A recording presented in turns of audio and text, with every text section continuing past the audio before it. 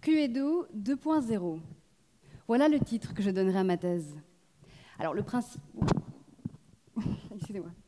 Cluedo 2.0. Voilà le titre que je donnerai à ma thèse. Alors le principe est le même que le Cluedo classique, ce jeu de société où il faut identifier le meurtrier, voir dans quelle pièce du manoir il a agi et avec quelle arme.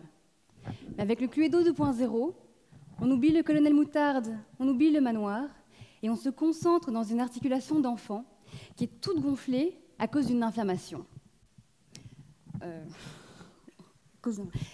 On parle alors d'arthrite juvénile. Excusez-moi.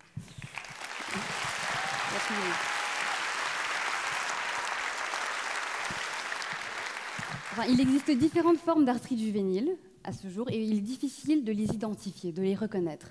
Et ça, c'est compliqué pour le médecin qui doit choisir un traitement, mais qui n'est jamais sûr que ce sera le bon. Mais c'est là que j'interviens, avec mon Cluedo 2.0.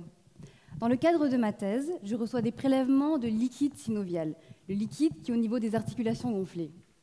Les prélèvements que je reçois proviennent de différentes formes d'arthrite qu'il est difficile d'identifier, et pourtant il faut les traiter. Alors que faire Ce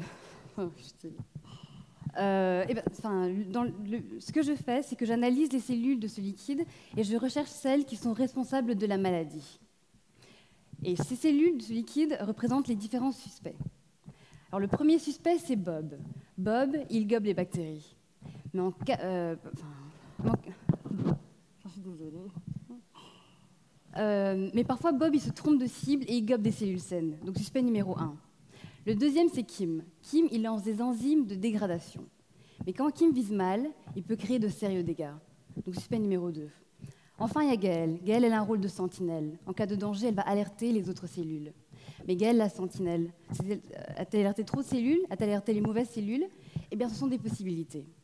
Et face à ces différents suspects, je fais comme Sherlock Holmes. Je cherche le coupable. Ce que j'aimerais, c'est pouvoir identifier chaque forme d'arthrite en découvrant le coupable.